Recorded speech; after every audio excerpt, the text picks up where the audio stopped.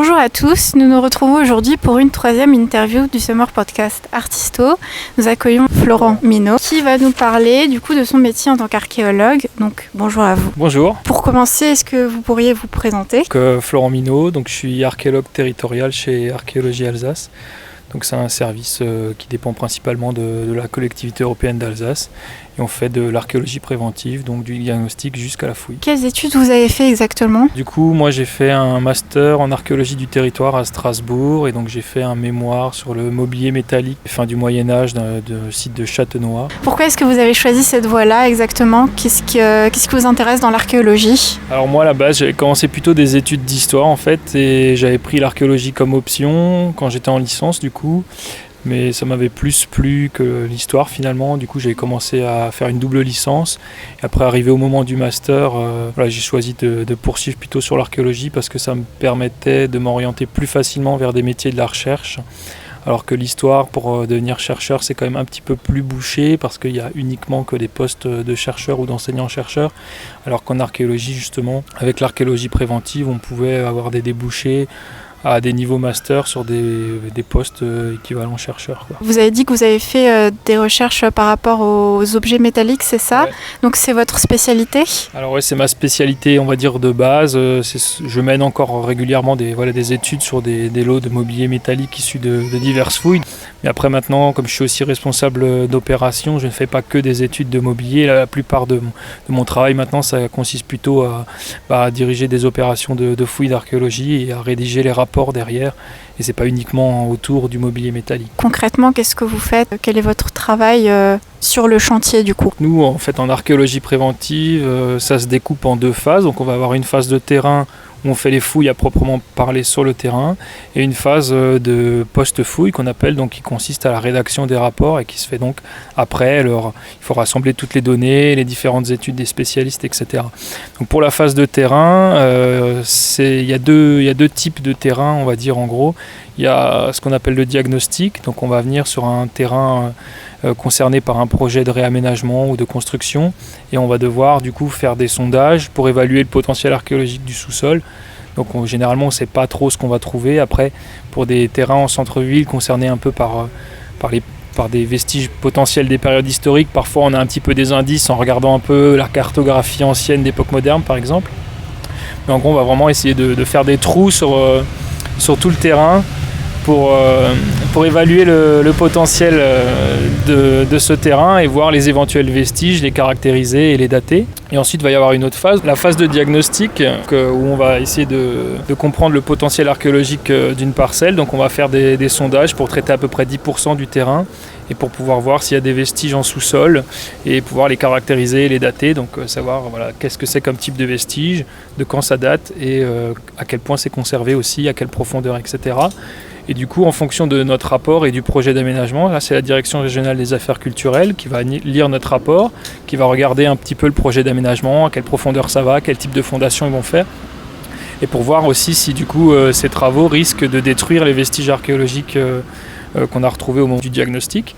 Et donc dans ce cas-là, si effectivement il y a une menace sur ces vestiges, la DRAC va donc prescrire une fouille. Donc ils vont faire un cahier des charges où ils vont dire il faut fouiller au moins tant de jours tel type de vestiges parce qu'ils ont été repérés au diagnostic, il faut faire tel type d'études, on attend tel type d'analyse particulière, etc. Et à partir de là, l'archéologie s'est ouverte à la concurrence, donc il y a aussi des sociétés privées. Et du coup, là, c'est l'aménageur, donc la personne qui construit, que ce soit un bâtiment, des logements, un supermarché, une route, ça peut être plein de choses. C'est en tout cas l'entrepreneur qui va devoir payer les fouilles archéologiques pour, entre guillemets, se débarrasser de ces vestiges, mais qui seront du coup avant destruction, qui seront documentés par les archéologues, qui vont faire des fouilles avec des relevés, des plans, des photos, etc., pour bien tout comprendre avant que ce soit détruit. Et donc là, après, ça c'est un autre volet, du coup c'est la fouille à proprement parler, et là du coup on va ouvrir toute la zone prescrite par la Direction régionale des affaires culturelles et fouiller l'intégralité des vestiges présents ou qui risquent d'être détruits par l'aménagement. Vous vous dirigez aussi vers les laboratoires pour analyser les objets que vous trouvez ou juste les squelettes? Ouais, alors dans certains cas, alors nous on a pas mal de compétences en interne dans notre service. On a des anthropologues, on a des restauratrices du patrimoine, on a des carpologues donc qui étudient les graines, des archéozoologues, des céramologues. On a pas mal de compétences en interne. Après tout ce qui est plutôt archéosciences, archéométrie, donc datation carbone 14, dendrochronologie, etc. Pour ça on fait effectivement appel à des laboratoires extérieurs et ça va vraiment dépendre du type de vestiges qu'on trouve et un peu des enjeux scientifiques qu'il peut y avoir derrière, quel type de datation sera la plus appropriée, et ouais, ainsi de suite. Donc on peut faire parfois d'autres analyses aussi parasitologiques, par exemple, quand on fait des prélèvements, on va essayer de voir dans des latrines, par exemple, quel type de parasites il peut y avoir pour connaître un peu les maladies que pouvaient avoir les gens à des périodes données, etc. Justement, vous êtes vraiment pluridisciplinaire quand on travaille en tant qu'archéologue. Il y a plusieurs types d'archéologues. Oh, ouais. Il y a plusieurs types de métiers qui gravitent autour de ça. Comment ça se passe exactement? Dans notre service, chaque archéologue a un peu sa spécialité. Alors il y a des spécialités chronologiques, par exemple. Moi, en ce qui me concerne, je suis plutôt spécialiste du Moyen-Âge et de l'époque moderne. Donc vraiment, on a déjà une répartition chronologique. Ensuite, on a aussi des répartitions en termes de type de vestiges.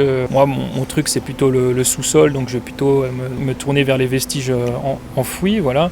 Et après, on a aussi effectivement des spécialités d'études. Donc on peut avoir plusieurs casquettes. Donc moi, par exemple, je suis spécialiste du Moyen-Âge et plutôt des vestiges enfouis, mais je suis aussi spécialiste du mobilier métallique. Ce serait bien que vous nous parliez aussi du site sur lequel vous travaillez actuellement. Alors voilà, mon chantier actuel, alors c'est un petit peu particulier parce que comme j'expliquais tout à l'heure, habituellement on fait un diagnostic et en fonction des vestiges qu'on y trouve, on va prescrire une fouille. Alors là, au moment du diagnostic, le terrain n'était pas tout à fait accessible parce qu'il y avait encore des garages qui étaient construits, donc on n'avait pu faire qu'une seule tranchée de sondage à une profondeur assez réduite et on n'avait absolument rien vu parce qu'on était vraiment encore dans les remblais supérieurs. Mais comme on savait qu'on n'était quand même pas très très loin du centre historique et probablement sur l'emprise du passage de l'enceinte du XVe siècle et aussi par des plans du XVIIIe siècle, on savait qu'il y avait probablement des glacières d'époque moderne sur la parcelle. La DRAC a quand même prescrit une fouille, mais on n'avait pas le terrain libre pour nous de traiter comme on voulait. On devait suivre les travaux. Donc au fur et à mesure de l'avancée des travaux de terrassement, donc ils construisent ici des logements, on a vraiment observé un petit peu ce qui pouvait apparaître et on pouvait interrompre le chantier en fait pour documenter les vestiges au cas où ils apparaissaient. On n'avait que 3 jours d'intervention et effectivement dès les débuts du terrassement, en fait, juste sous les garages, il y a la rase du mur d'enceinte du XVe siècle qui est apparu. Donc c'est un très gros mur en briques qui fait à peu près 1,20 m d'épaisseur en partie supérieure et qui descend sur plus de 4 mètres de profondeur avec un soubassement en gros bloc de grès. Donc on a pu documenter ce mur-là. Et en faisant des sondages complémentaires sur le reste de la parcelle, en fait, on est tombé sur quelque chose auquel on ne s'attendait pas du tout, puisqu'on est tombé sur le cœur d'une église médiévale. A priori, on serait sur l'église Sainte-Élisabeth, qui est donc la première église des dominicains de Strasbourg, donc qui s'implante ici au Fincquevillers en 1224 sur un terrain que l'évêque leur donne. Et ce couvent en fait est détruit dès la fin du XIVe siècle parce qu'en fait il est trop proche des murs de la fortification de la ville, donc pas le mur qu'on a trouvé mais un autre mur qui est un peu plus ancien. Et donc du coup il est détruit pour éviter qu'il puisse servir d'abri à des éventuels assiégeants. Donc il est détruit et ensuite c'est après seulement que la deuxième enceinte du XVe siècle est construite sur la même parcelle. Donc nous on a les vestiges du cœur de cette église. On a retrouvé surtout des éléments de pavage qui forment des rosaces donc en carreaux de pavement avec des carreaux historiés avec vraiment différents motifs. Pour les enjeux justement de la conservation des vestiges que vous avez trouvés sur ce chantier, comment ça se passe exactement ? Alors tout mobilier archéologique qu'on trouve pendant des fouilles archéologiques, à terme il appartient à l'État et c'est la DRAC ensuite qui le réceptionne in fine. Sachant que nous, à l'issue d'un chantier, on a 2 ans pour rédiger notre rapport et pendant ces 2 ans, du coup, le mobilier archéologique est sous notre responsabilité et ça nous laisse le temps du coup de faire intervenir les spécialistes pour faire les études sur ce mobilier. Et donc du coup, on a 2 ans pendant lesquels on fait entre guillemets ce qu'on veut de ce mobilier. Donc là, pour ce qui est par exemple des carreaux de pavement, comme il y a une volonté de valorisation, on a aussi pris contact déjà avec certains musées, notamment le musée historique, puisque ce serait celui qui serait le plus susceptible à Strasbourg de pouvoir exposer ce type d'objet. C'est quoi exactement les contraintes auxquelles vous faites face ? Alors on a plusieurs contraintes. Comme je vous disais, on n'a pas On n'a pas le terrain. Alors souvent, quand on fait des fouilles, on a le terrain pour nous, on engage nos propres moyens mécaniques et on fait un peu ce qu'on veut avec la pelleteuse où on veut. Là, on terrasse un petit peu là où l'aménageur va faire ses travaux, donc là où est-ce qu'il va avoir besoin, lui, de terrasser. Il y a une contrainte de temps aussi parce que on a toujours un temps défini, mais là, on est vraiment dans un cadre où c'est des vestiges qui n'étaient pas attendus. Donc on n'a pas tout à fait le temps nécessaire qu'on aurait habituellement si c'est des vestiges qui avaient déjà été vus au diagnostic. Qu'est-ce que vous préférez dans votre métier et qu'est-ce que vous détestez le plus ? Alors ce que je préfère, un truc qui est vraiment agréable, c'est que c'est à la fois un métier, on va dire, manuel et intellectuel. Ça c'est vraiment, je dirais, le point numéro 1. Et le deuxième autre point, c'est aussi qu'on est... on reste parfois 6 mois au même endroit, mais en fait on change quand même toujours d'endroit et on change toujours de site archéologique, donc on va toujours voir autre chose et du coup même s'il y a une certaine routine dans les procédures, on trouve jamais 2 fois la même chose. Est-ce que vous auriez un conseil pour des futurs archéologues à leur donner un ou plusieurs comme vous voulez ? Bon, déjà il faut être assez persévérant parce que forcément c'est un milieu où les places sont assez chères. Moi je sais que parmi les gens avec qui j'étais, je parle même pas en licence, mais même en master, il y en a beaucoup qui ont abandonné parce que ils n'ont pas eu d'opportunité professionnelle. Après, c'est aussi une question d'opportunité, justement, de chance. Il ne faut pas avoir peur de se faire un réseau, de faire des fouilles programmées pour rencontrer du monde et surtout d'essayer de trouver une spécialité qui peut être utile. Vous avez plus de chances de trouver du métier en devenant céramologue de l'Antiquité en Alsace ou du Moyen-Âge ou en devenant spécialiste d'un fait urbain qu'en devenant spécialiste des donjons normands et en travaillant en Alsace ou pire encore, si j'ose dire, des tombes en Égypte ancienne.